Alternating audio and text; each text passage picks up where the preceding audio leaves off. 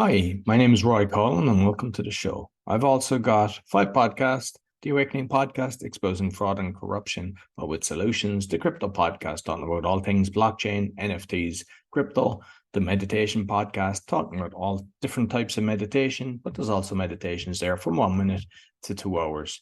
And the other one's the Learn Polish Podcast. So if you're interested in learning Polish, you can do that. And the other one is Speaking with Roy Collin. And I just have guests from around the world talking about either public speaking or also about their book or just general life in general. And you'll find everything on bio.link/podcaster. I'm also a podcasting coach. And you see the QR code there, and it's also on my link as well. And if you're interested in actually going on some podcast shows, I'm helping people doing that.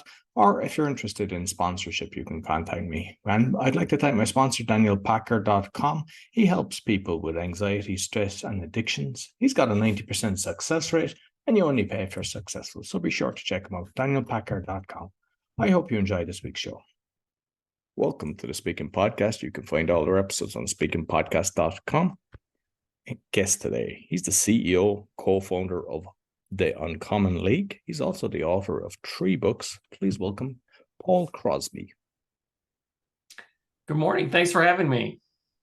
Thank you very much for coming on the show. So, I mean, I've kind of just hit on the author and your company, but you might just kind of let the listeners know a little bit more about Paul. Oh yeah, absolutely. Paul Crosby. I am currently a CEO of the Uncommon League. We're a training company. We provide a lot of training for product management, business analysis, project management as well. Critical thinking and conflict management topics are those near and dear to our heart. We are a niche company. We've been here in around North America for quite a while. This is our happy 8 years in business. And we've just started to expand a little bit into Europe, which is awesome news. So we had a great trip recently to Brussels, which I enjoyed. Nice town. And of course, our happy little friends in Amsterdam. So we were like super excited about that. And we've been kind of getting some good stuff going. So we're really just kind of kicking things off and getting going for next year. And it's great being here. I appreciate it. Yeah, no problem. So I suppose, like you do the project management, and I've got the PMP. I think I done that. I think it was 99, and then you have to get the continuous points, because I've just saw some of the videos. Some of the stuff that you do actually allows for the points on different kind of education systems. Yeah. Oh yeah, all the continuing education credits that you can get, the PDUs and all that fun stuff. Yeah, we help you provide those as well, so with all of our different courses. And we present at conferences as well. So if you're at a conference and all that kind of good stuff, you can certainly earn a lot of PDUs for your recertification there. I formerly a PMP, I kind of let mine go because I was refocusing on more of the business management side of it, leadership, and that sort of sector. As we kind of moved forward in the organization, and I kind of grew with it, just kind of starting off as in a contributor role and then building up to CFO and then now CEO. I just kind of felt that the PMP just didn't quite fit for me from that perspective. But yeah, Scrum Master certification, same thing. I've got that one. I've just got certifications all over the place. And just on the project management, because to be honest with you, I think a lot of these things, it's not that the information that you're being taught is good, but a lot of times, like especially for the project management thing, I never felt the magazine was any good. So then I was just kind of renewing it. And then you had to do the 3 years, get 60 points. And it was like, you're doing it. I was running project building apartments and everything. And I was like, it was a chore to go in and start updating stuff. I don't think the system is brilliant for the individual. It's actually like, yeah, granted, you get the initials after your name, but I thought at one stage this is helping me, but then I kind of went, why am I doing this? Just curious your own thoughts on that one. Yeah, I wasn't an active project manager, right? I wasn't doing that. I was doing more of organizational leadership. But if you're doing project management work and that's what you're doing every day, yeah, you got a great career. And I loved my career in project management. I did it for 20 years. And I always had the certification when I was an active project manager. I felt that it did kind of differentiate me and show that I was committed to my craft and that I wanted to succeed in the project management space. So I felt that the credential for me was an important part to have. It just kind of depends on, who you are and in your career and kind of where you want to go, whether that credential will be of benefit to you or not. And like with the currently the Rugby World Cup is on, and I know that you're kind of breaking into Europe, so rugby, you've got your American football, but like rugby is big in Europe, and like they go for the scrum, but I don't think Scrum Master is the same thing. So like for those that don't know, you might explain what Scrum Master is. Well, I prefer the term Scrum leader myself because that's kind of where I see that role. Scrum Master is that Scrum leader, the person that is leading a development team to complete a sprint, right? And help them be efficient in their processes, effectively working through things, kind of making sure that everyone is on the same page with what the working agreement is, so everybody sort of understands the process of what's kind of going on. Also, I kind of see it as a little bit more of an active role. I see it as a role of when you're at the scrum of scrums, when you have all of the scrum leaders together and it's coordinating amongst all of the different scrum teams within an organization, looking for best practices, trying to figure out process improvement, being more efficient. You're doing the measurements of metrics and all that kind of thing. And I think some organizations sort of see the Scrum Master or Scrum Leader as kind of not as a direct role. It's sort of a passive role of kind of, you're just kind of off to the side coaching and all that kind of thing.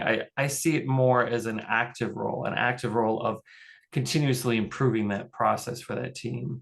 And it's also making it practical and realistic for the team. That's one of the things that I've often coached on all of my Agile transformation clients is, listen, there's the standard approach. Great. It's awesome.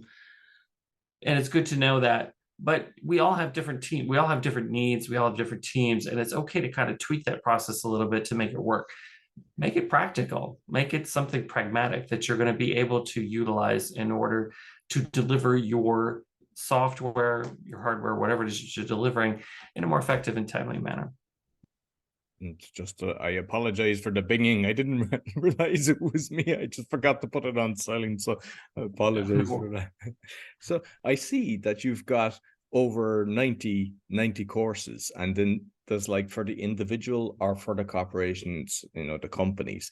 And when it's the companies, is it that you're getting them to do it individually, or you're trying to get them as a group? What way is it typically done? The way that we do it is we first come in and then you'll engage us, and then we'll have an assessment. We'll just talk about kind of what it is that you're trying to get out of training. Training is kind of expensive, so we want to be able to put together a meaningful goal and a mission about what it is that you want to achieve in this training, right? Because otherwise, if you're just going out and getting generic training, there's really no value to having it in a group situation.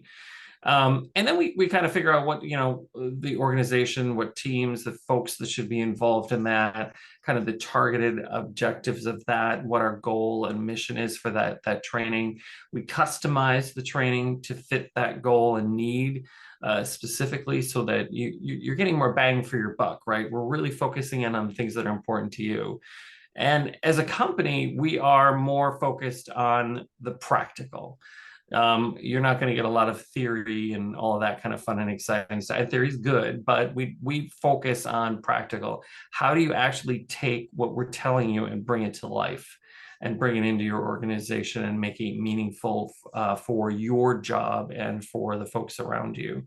And then, we sort of kind of go through that and we do the training. And we have coaching after it. And that's a big differentiator for us too, is that okay, you're drinking from the fire hose for a couple of days and you're getting all this stuff kind of, shot at you. And yeah, it's kind of sticking, but it just kind of doesn't quite gel sometimes. And that's okay. That's perfectly natural. And what we do is we have coaching afterwards, so that we've got this training, you come back again, and we have the conversation like, hey guys, it's been a while. What do you think about this? We did this training on this topic. We did these things, kind of what's going on. And then we can have conversations about, how do we bring it into the workplace? How do we make this real? And then we just kind of mentor and coach folks on, the techniques and skills that they learned in the class and how to bring them actually into the organization itself. And that's a challenge. It's a challenge to take that because it's a change, right? And the organization needs to kind of adapt to that.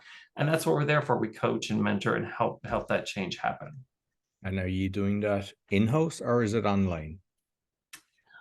Everybody's online these days. Rarely am I getting any kind of in-person kind of stuff, which is okay.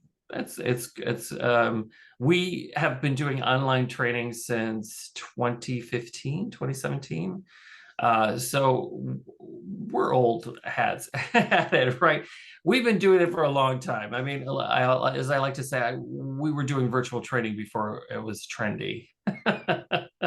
Brilliant. And because I'm familiar with doing different courses. Not obviously I haven't done year one, but sometimes there's systems to try to, especially for the individual. I think in companies where they're forced to do it sometimes, and maybe they want to just.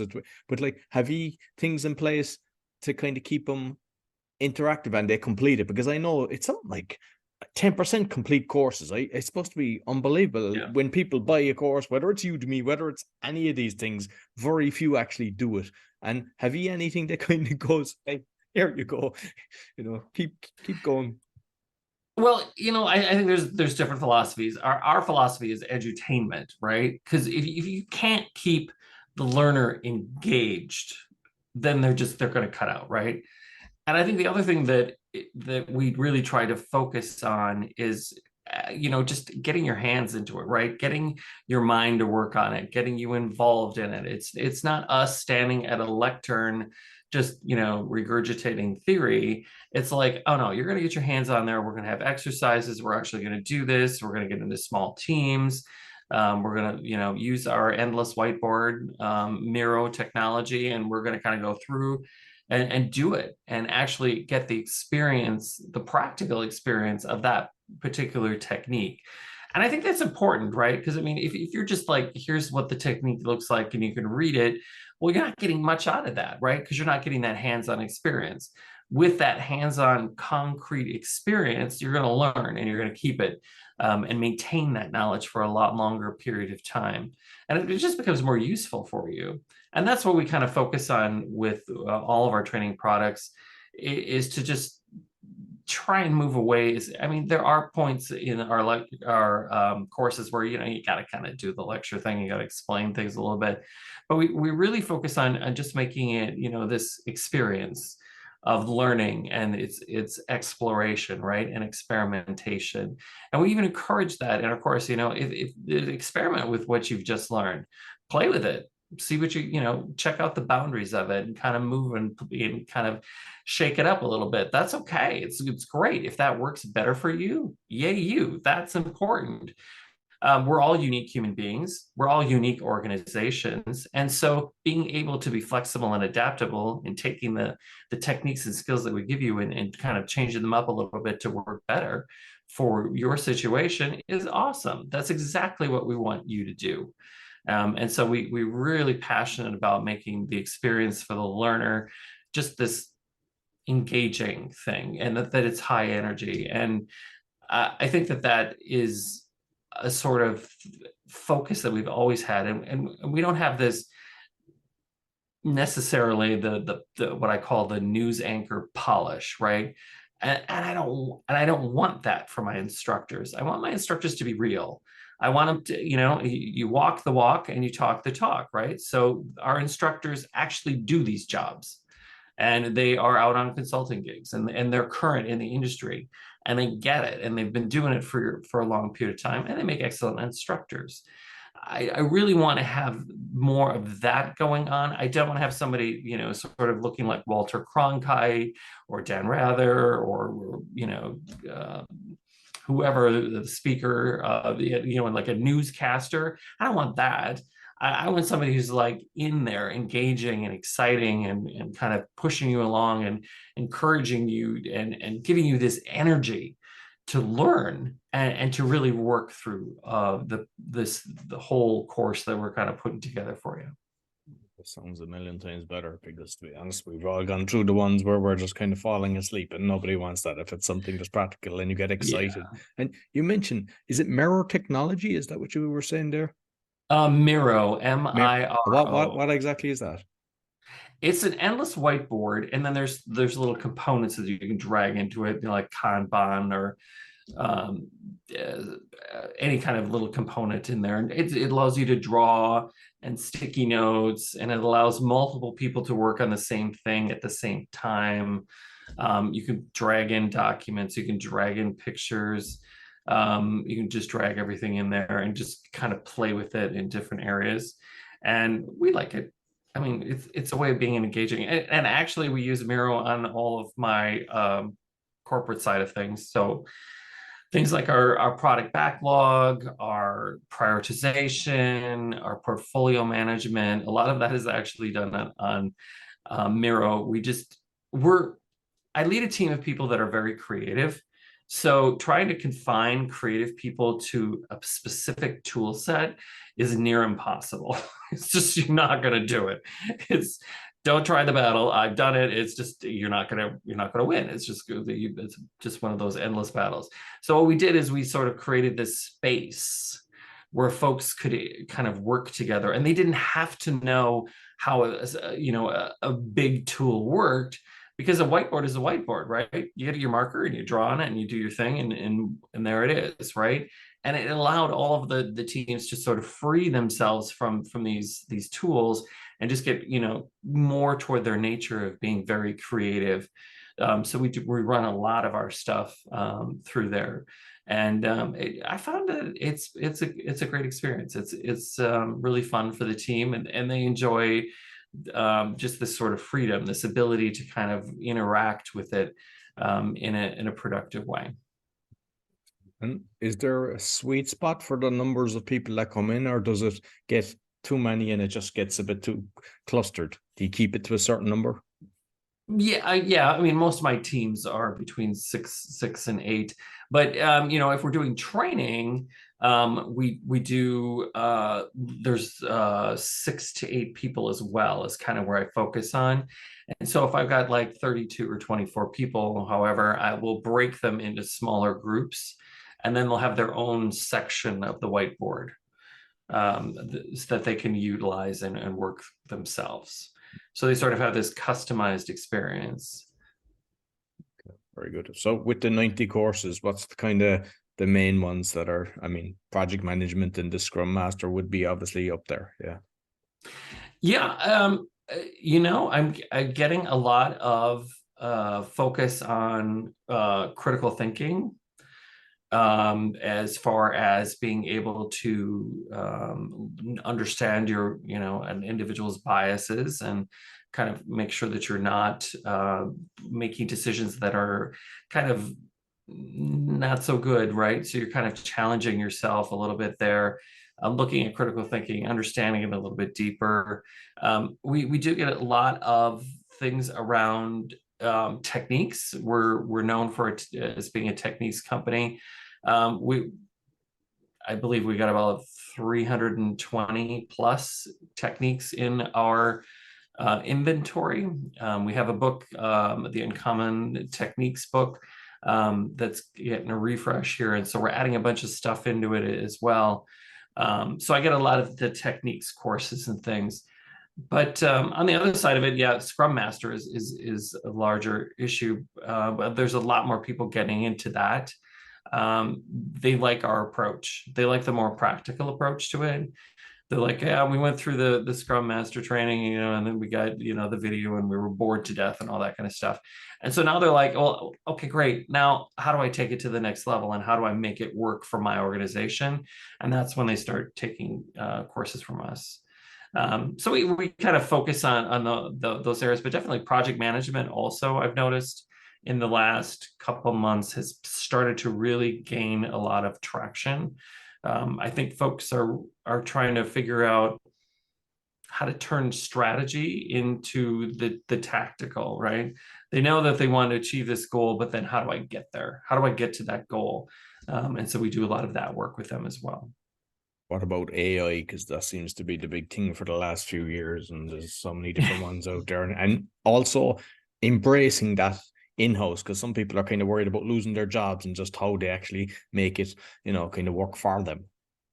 Yeah, it's a tool, and I think we have to look at it as a tool, and it is a tool that has limitations, most definitely.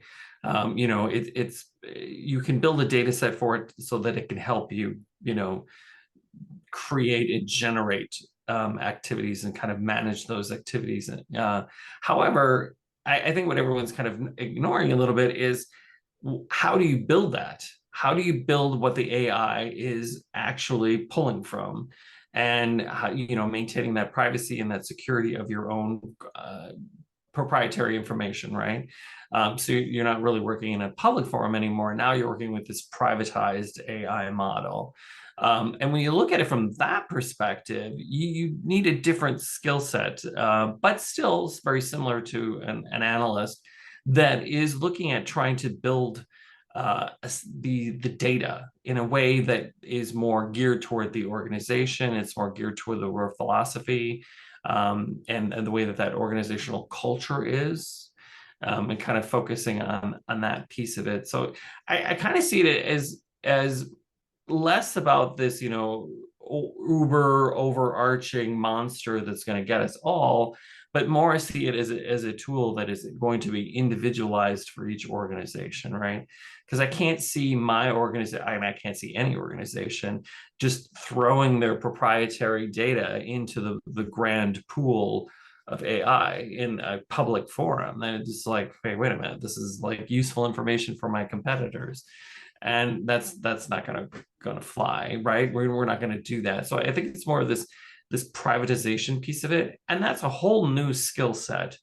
But I think there is a common element of analysis that helps build these privatized AIs, these sort of specialized AIs that can be built. And you need that skill level. And I think critical thinking is a part of that.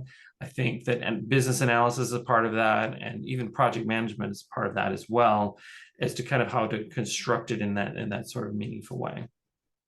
Excellent. So you've written 3 books, but I think your latest one is Fail Fast, Fail Safe. You might let me know what exactly is in that.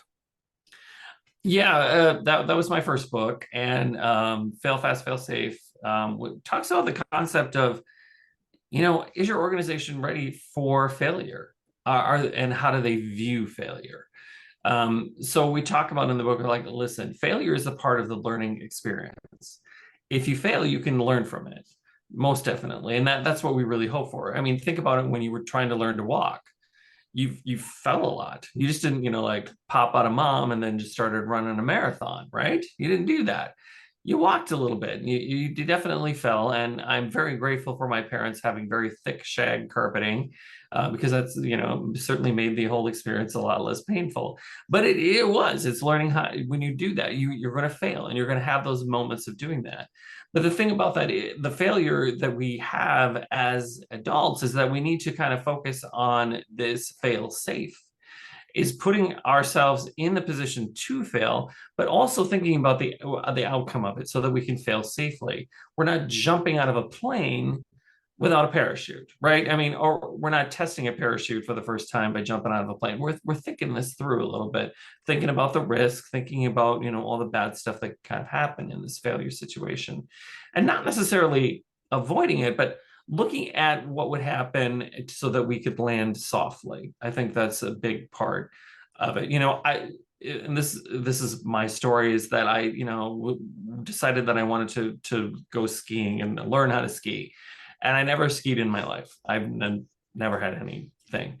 So I'm like sitting on the bunny hill, right? And we haven't even gone up the hill yet. And the instructors, giving us the little things that you do this and you do that, and then the whole thing. And I just started sliding backwards. And I just kept going backwards, and I ran into this pine tree and, had the great tumble and all this kind of good stuff. And at that particular moment, I obviously I failed, obviously, and I kept trying, and it just didn't go. It just didn't work, right? And I mean, wasn't even going down the hill. I was still on a stationary flat level, and I was having a heck of a time. Was it a good experience? Absolutely. I learned a lot about skiing, and I had a great conversation with instructors and all that kind of good stuff. So I mean, I got to know people and develop relationships. Am I going to ski again? I didn't even get up the hill. Probably not. But it's that experience of getting, just doing it for the sake of doing it, for the curiosity of it. I took a pottery class, and dear God, I couldn't even make a flat ashtray. But I had fun learning about this, and kind of, kind of understanding how it worked, and kind of this new exciting learning that was happening. And it's fun to put yourself into this kind of sort of situation where you're not really sort of comfortable with it, but you're learning something, new and exciting, and you're just kind of going for it, and just kind of checking it out, and just, learning what would happen if this doesn't work out. Okay, no, I got there's no skin in the game, right? I'm not going to have to, worry about any dire consequences. And so I encourage folks to go out there and look at the world, and experience new things. Just kind of keep in mind, where are you going to land? What if this doesn't work out? Where are you going to go? Absolutely. And you mentioned jumping out of a plane. I did that years ago, and there was 8 of us going to do it, and they all kind of bailed. One guy went up with me and to train in the north of Ireland, and it was like 8 hours of training, and they said like 2 things can go wrong. The line can be twisted, or the parachute doesn't open fully. And the guy that I went up with kind of said, "No, I'm not doing it." So I was the only person that kind of decided, "Okay, I'm going to do this," because you're jumping on your own. You're not tied to somebody. And I jumped out, and I had both. I had the twisted line and the closed parachute. And first thoughts were, I'm going to die. But then I just kind of, because of the training, and relaxed, and just, you just toggle. I even forget which way it was. But one was just hold it like that, and you kind of turn around. I think the other was you toggle it, and it sorts it out. And then just coming down as you land, because they had told us pull the cords. So when I came down, I pulled it fast, thinking they never told us to do it slowly. So I went straight into the ground. Because I was doing martial arts, I break rolled, and I was okay. But there was a lot of people, like, because that didn't go up with us, just different groups that had injured themselves. So I learned from that. 1, I'm not afraid to do that. But 2 is you just pull it slowly. So anytime I hear of anybody that's actually doing a parachute jump, it's the first thing I tell them: you actually pull the thing slowly as you're coming in. You would think people that are trained, they're professionals, but it's life, isn't it? Like you said, the baby falling and getting up. And I think in business as well, so many people, when you get knocked, I mean, your 8 years, you said your business, like that's very rare, because most companies, the high percentage of failure rate, even in the first year. And it's a case of like, don't let it kind of affect you. Just, okay, brush it off. What did I learn from this? And move on to the next. Yeah, it's failing and adapting, right? I mean, total transparency, I have had many products that have failed. We've launched them, and they just and just dove into the ground. But that's okay, right? I think that because we had that experience of building it, and it just didn't quite work out, we learned about it, right? And we could kind of work with that knowledge to develop new exciting products as well. So from an entrepreneurial sort of thing, it's keep failing until it succeeds is kind of the philosophy there. Definitely. Brilliant. And just because I see some of the courses as well that they have like the questionnaires or the multiple choice and stuff like that. Like, does that work, or does it kind of, like you're kind of showing the progress, or does it kind of make people, I don't know, too anxious that they don't want to kind of progress because they're a failure? Because some people want to be 100% right the whole time. Yeah, and like the pop-up quiz kind of thing, it's like, oh my gosh, because I think that's the conditioning, right? That, oh my God, back to the university days where, like, dear God, you can't fail this test because that'll just screw up your major or whatever. And I think that we try and approach it a little bit differently. We do a sort of a game show sort of approach. where you score points and things like that, and you use that as an opportunity to sort of learn and check your knowledge, as opposed to thou must pass the test in order to, pass the course or something like that. Just make it a little bit of fun, make it a little more exciting, take the stress out of it. The quiz is there to kind of help to make sure that we're getting the message across. Are we pulling the cord slowly or are we pulling it fast, right?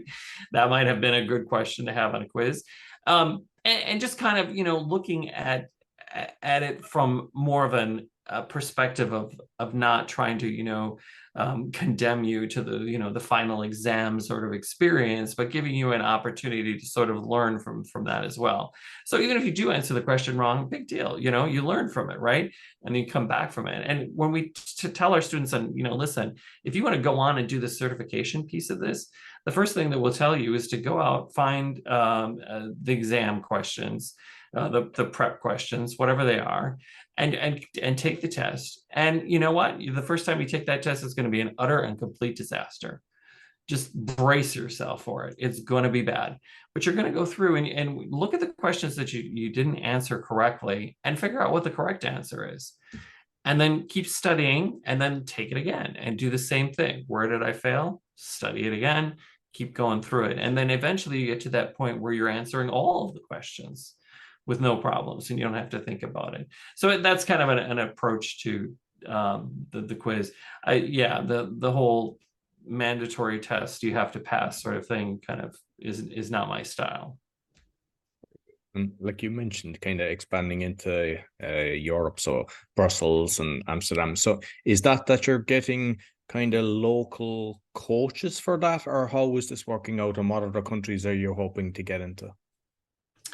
Right now, we're developing clients, and those clients are virtual. So we're doing all of the coaching and training and mentoring and assessments and all of that are all done virtually. Just because of travel expenses, we'd have to have people come on over from North America over to Europe. That can get kind of, transatlantic can get a little expensive there. Travel in general these days is ridiculously expensive. So I think the virtual situation is where people want to go. And we're also trying to develop people in country, right? So that we have local folks that are local speakers. They're familiar with the culture a little bit more. And we're kind of developing them to sort of utilize some of the same methods that we've all used. So we built kind of America first, and then we did North America, and kind of went a little bit into Brazil a little bit, and then now we're starting to look a little bit overseas in the European as well as in Australia. But it's building those relationships with instructors and kind of developing those instructors into the sort of mindset that the Uncommon League is. And this, more practical approach to things and kind of getting them focused on it while utilizing all of our experience, right? So we have instructors sit down and we have long conversations about, our experiences and all of that kind of stuff. And we learn from each other and we engage each other and we talk about different approaches to things. So it's kind of building that business, and it's probably a slow way of doing it, but I think it's the right way. I want to have instructors, and I've often said this is, they walk the walk and they talk the talk and they walk the walk. They've been there, they've done this, they have real experience. And that's what I'm looking for. And not real experience 20 years ago, real experience right now in today's market and today's world. And just being able to share that experience in a more, urgent way, as opposed to trying to find instructors that they got a lot of experience in instruction, but they really haven't been in the industry for 20 years, so they become theoreticians, and they don't really I don't even know if theoreticians is a word, I just made that up, and they don't necessarily have that practical nature about them. And that's what I'm looking for. We're a practical, pragmatic company. That's the way we teach, that's the way we focus, and that's the way we want to bring it across to our students. Excellent. And with the name then, how did you come up with the name, the Uncommon League? Well, the Uncommon League started, its name kind of came from the fact that we have so many different perspectives that had come into the kind of the organization. So we had 3 different brands, and those brands all sort of combined into the Uncommon League. But we also felt that, it's and you'll see it on our logo. You'll see 3 heads coming together. In the middle of that, you'll notice that there's a little propeller, and that propeller, it's very subtle, but it's there, is to propel us forward. So it's bringing in collaborating together to propel us forward is what that's all about. And the different colors are the representations of the 3 former companies. Love that. Excellent. And just finally, because I love to know about kind of what you feel with the social media, because I think nobody really wants to do it, but we have to. So what do you think serves you best? I'm just on LinkedIn right now. It's kind of my focus. I just have to focus on one because it becomes too crazy to try and do it all. Yeah. So, and people tell me I need to expand a little bit, and I'm like, okay, I'll do it. Right now, I focus on LinkedIn, so you can look me up on LinkedIn, Paul Crosby. I'm out there. And we're just thinking about bringing in like an Instagram. We have that as well. That's the Uncommon League. We post there every now and then. Facebook, we publish there as well. We just don't have as much engagement as, but we're a training company, and we are dealing with professionals every day. And so the LinkedIn platform sort of lends itself to us, as opposed to something like Twitter or Threads or Instagram or something along those lines. I think that's a lot of people think they have to be everywhere, but the reality is what you're doing is LinkedIn is the best one, and that's where you should put all your energy. Because sometimes I hear people going, I've been doing Instagram, I got kicked off, and they're upset, and they're putting so much energy into something. And like I've realized, even for the podcasting, Instagram, I mean, I have them, but I don't put out something on it because it's not serving me. I don't get interactions or anything. So why put your energy into that? Put your energy where the people are there and they're connecting with you. Right. And everyone comes back and says, oh, I saw you on LinkedIn. I saw you on LinkedIn. I saw you on LinkedIn. No one has ever come back to me and said, I saw you on Twitter. I think one person said something about Instagram. Oh yeah, I saw you on Instagram. And beyond that, why put all my energy in there to try and, expand that particular platform when that platform may not be geared toward that. And I think that's kind of like Facebook. It's like it's more personal, kind of, family back and forth kind of stuff, less business. And I think that's why we don't have that much of a presence there. And Twitter's the same thing. It's too much stuff kind of going on in there. Most of my folks are very busy professionals. They don't have time to, scroll for endless updates. So yeah, I think LinkedIn's a great platform, and it's been working well for us. It's kind of positive as opposed to Twitter. I mean, I'm finding Twitter now as you go in and you just see negativity, or there's nothing good in it. It's all bad things happening. It's like the new CNN, and it's like you don't want to be going into that because you see something and then people are going down the rabbit hole, and then they're wondering why they're depressed. And I think you never see that on LinkedIn. So put your energy into LinkedIn instead of looking at all these other things. No doom scrolling. Yes, that's for sure. Exactly. So just thanks very much, Paul. You might just mention the domain name again, and and make sure I put all the links on both the audio and the video. Oh, awesome. I appreciate that. Yeah, we're at theuncommonleague.com. Okay. All one word. No dashes, no hyphens, no any craziness like that. It's just all one word. And check us out. Yeah, we got some great stuff out there for you. No, thoroughly enjoyed the conversation. Thank you very much, Paul. You betcha. Thank you so much.